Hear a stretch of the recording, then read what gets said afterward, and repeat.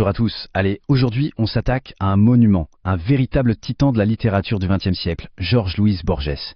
C'est cet auteur incroyable qui a pris la nouvelle, un format assez simple à la base, et qui en a fait un véritable labyrinthe philosophique. Voilà, j'ai toujours imaginé que le paradis serait une sorte de bibliothèque. Cette phrase, c'est peut-être l'une de ses plus connues, et elle dit tout, elle pose l'ambiance, en fait. On entre directement dans son univers, un monde où les livres, les idées, l'infini, tout ça, ça se mélange. Un monde où la connaissance, c'est à la fois une quête incroyable, un trésor, mais aussi un piège, un labyrinthe. Du coup, la question s'impose. Mais qui était vraiment l'architecte de ce paradis de papier ? Qui était cet homme et surtout, pourquoi est-ce que son œuvre nous fascine encore autant aujourd'hui, des dizaines d'années après sa mort? Allez, c'est parti, on va explorer ça ensemble. Bon, première chose à poser, je crois, Borges, ce n'est pas juste un grand écrivain. Non, c'est une véritable légende. Mais alors, pourquoi? D'où ça vient? Qu'est-ce qui fait de lui une figure aussi essentielle, aussi fondamentale pour la littérature mondiale?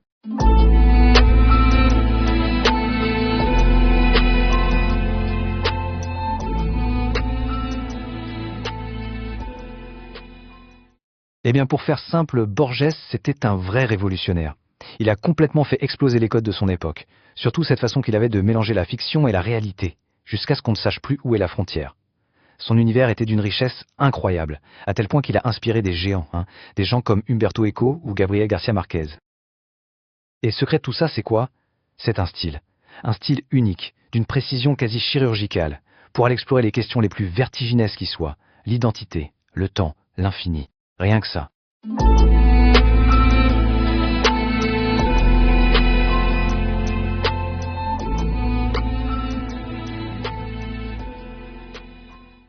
Alors maintenant, allons voir de plus près. Plongeons vraiment dans le cœur de son génie, ses livres. Et pour bien saisir l'ampleur du personnage, il y a deux recueils en particulier sur lesquels il faut vraiment s'arrêter. Ce sont eux qui ont tout changé. Le premier, c'est Fiction, sorti en 1944. Alors attention, ce n'est pas juste un recueil de nouvelles, c'est bien plus que ça. C'est une sorte de machine à explorer des concepts complètement fous, des concepts métaphysiques. Avec ce livre, Borges nous prend par la main et, l'air de rien, il nous fait douter de tout ce qu'on croyait savoir sur la réalité elle-même. Et dedans, on trouve des textes qui sont devenus absolument mythiques. La bibliothèque de Babel, par exemple, qui imagine un univers qui serait une bibliothèque infinie. Ou le jardin au sentier qui bifurque, qui explore l'idée des réalités parallèles. Et ça, bien avant que la science-fiction moderne ne s'en empare. Et que dire de Tlön, Uqbar, Orbis Tertius. Une nouvelle incroyable qui raconte comment un monde purement imaginaire peut finir par envahir et remplacer le nôtre. C'est vertigineux. Et c'est vraiment là qu'on touche à son coup de génie. Avec Fiction, Borges ne se contente pas d'écrire des nouvelles, non, il invente carrément un nouveau genre.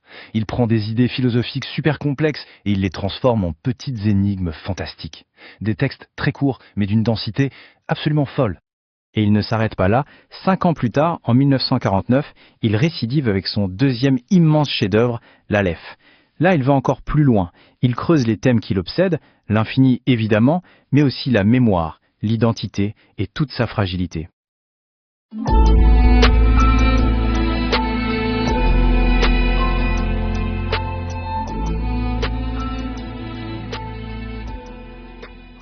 La nouvelle qui donne son titre au livre, l'Aleph, est juste incroyable. Elle décrit un point minuscule, magique, un point dans l'espace depuis lequel on pourrait voir l'univers entier en même temps, en un seul instant.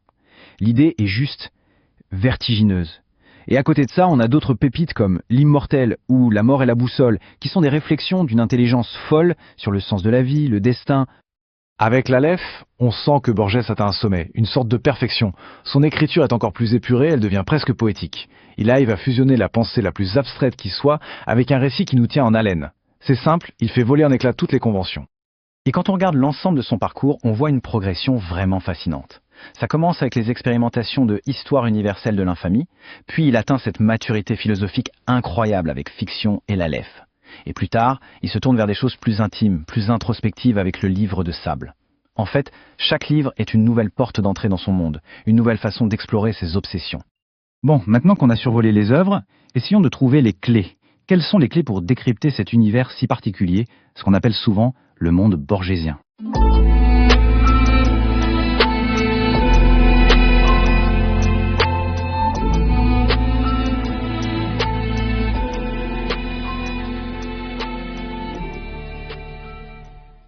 Alors, la première clé, la plus importante, c'est sans aucun doute le labyrinthe.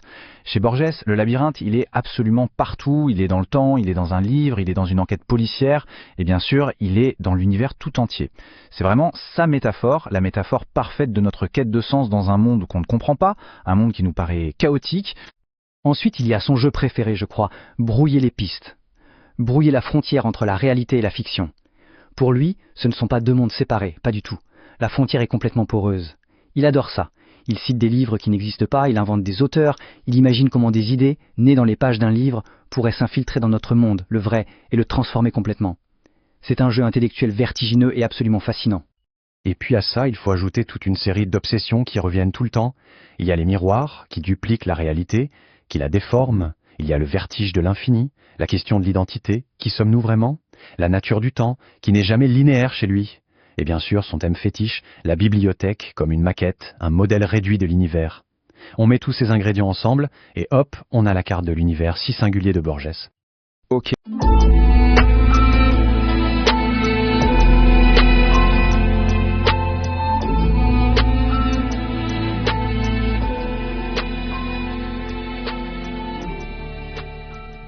Et on arrive à la dernière partie. Quel est l'héritage de Borges aujourd'hui? Et question très pratique, comment est-ce qu'on peut aborder cette œuvre qui, on ne va pas se mentir, peut paraître un peu intimidante au premier abord? Alors, quelques conseils tout simples. Le meilleur moyen de commencer, c'est vraiment de se lancer dans ces deux chefs-d'œuvre, fiction ou l'Aleph. Ensuite, il faut lire lentement, vraiment prendre son temps, parce que chaque phrase pèse son poids, chaque phrase est dense. Et surtout, le plus important, il faut accepter de ne pas tout comprendre tout de suite, il faut lâcher prise. Le mystère chez Borges, ça fait partie intégrante du plaisir de la lecture. Et puis il y a cette grande question, ce mystère qui plane sur toute sa carrière. Comment un écrivain de cette trempe, un auteur qui a influencé des générations et des générations d'écrivains dans le monde entier, comment a-t-il pu passer à côté du prix Nobel? C'est une énigme. Bon, les raisons sont assez complexes et surtout, elles sont politiques.